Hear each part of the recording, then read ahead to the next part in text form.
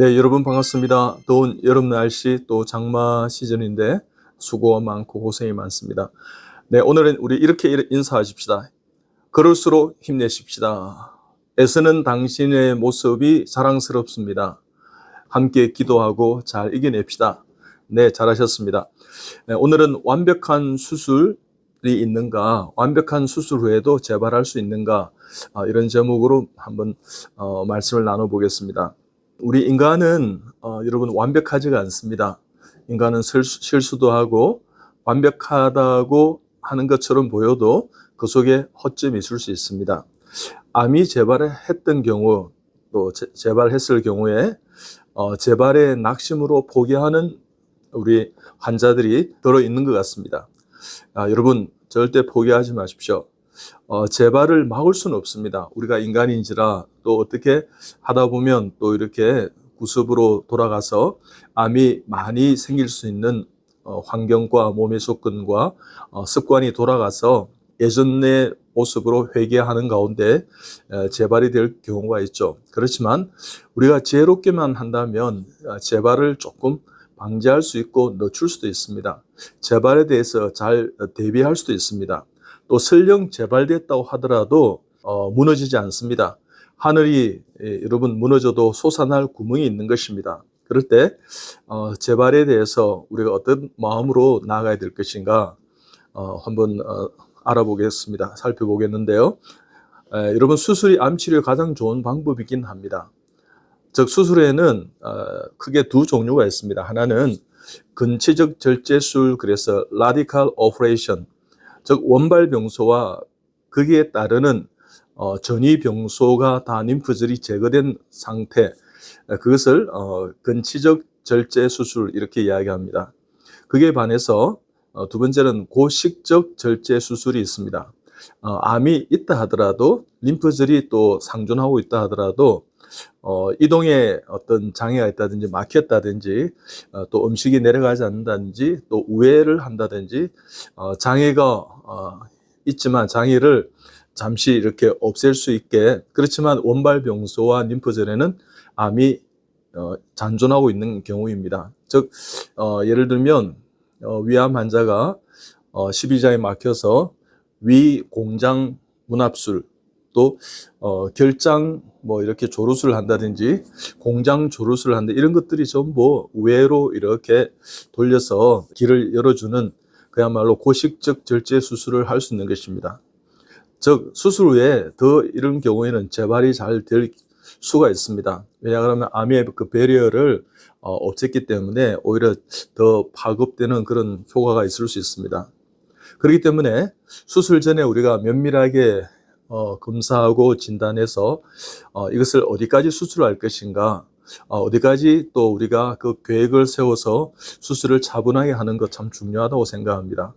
여러분 0.01, 0.1cm 정도 크기에서는 CT나 PET-CT 같은 이런 영상에서는 잘 나타나지 않을 수 있습니다. 즉 미세암이 다른 곳으로 전이될 수 있다는 것입니다. 즉 암은 어떻게 보면 전신성 질환일 수 있습니다. 국소질환, 거기에 머물러 있는 것이 아니고요.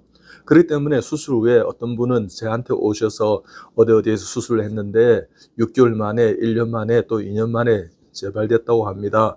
그래서 막 낙담하고 낙심해서 저를 찾아온 경우가 덜 있었습니다. 즉 수술은 보이는 것을 제거하는 것입니다. 여러분 수술할 때 루페라고 확대경을 보면서 수술을 하긴 합니다만 유전자 레벨의 세포 범주 내에서 수술을 가능하기는 못하거든요. 그렇기 때문에 수술이 잘 되었습니다, 완벽하게 되었습니다 하는 선생님의 조언을 받아들이고 또 감사히 생각하시고 그렇지만 재발할 가능성이 있다는 것은 열어두는 것이 지혜로운 것입니다. 그래서 보이는 것은 다 제거했습니다, 수술이 완벽하게 됐습니다고 분명히 선생님 나에게 이야기했는데 왜 6개월 만에 1년 만에 이렇게 재발을 하게 되었나요? 하면서 막 가슴을 치는 그런 한우분들이 들어있었는데 우리의 있던 손이, 한국의 우리 교수님들이, 의대 교수님들 수술을 참 잘하십니다.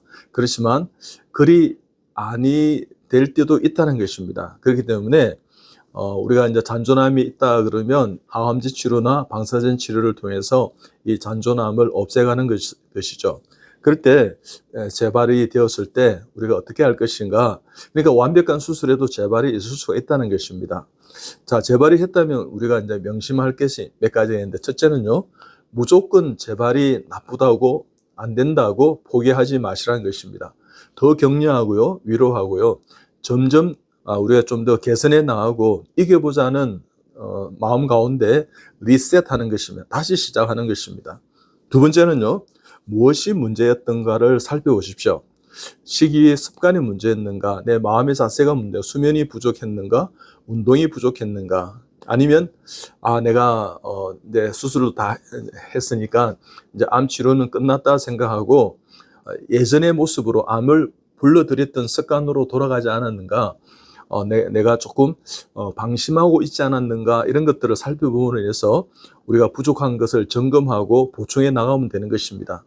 그렇기 때문에 이와 같은 일들은 사실 우리가 환자나 보호자의 마음도 참 중요하고 그런 자세도 중요한데, 우리 어르신들도요, 업무 기록을 면밀하게 살펴서 그렇게 하리라 생각합니다.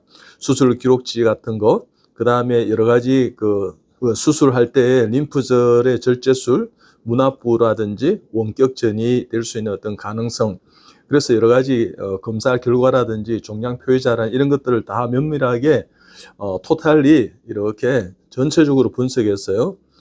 수술 후에 또 혹시 항암제 치료를 하지 않아서 문제인가, 방사선 치료를 하지 않아서 저침습적으로 축소 수술한 것이 문제가 될 것인가, 유방암 같은 경우에는 그럴 경우가 들어 있습니다.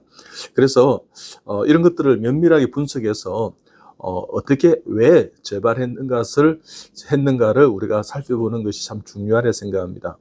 여러분, 그리고 재발했다 하더라도요, 나을 수 있다는 확신을 가지고 다시 우리의 삶을 점검하고 다시 한번 우리가 잘 이렇게 마음을 모두어서 치료에 좋은 방향을 설정해서 나아간다면 얼마든지 이겨낼 수 있습니다. 여러분, 재발했다고 낙심하지 마시고요, 완벽한 수술에도 재발할 수 있다는 마음을 가지고 계시고요, 너무 또 재발에 대한 심각성을 가지고 생각하지 마시고 하루하루 신중하게 나아간다면 얼마든지 재발의 상황 가운데서도 우리가 이겨낼 수 있다는 것입니다. 여러분, 그렇게 암을 잘 이겨내시는 우리 여러분들 다 되시기 바랍니다. 여러분, 힘내십시오.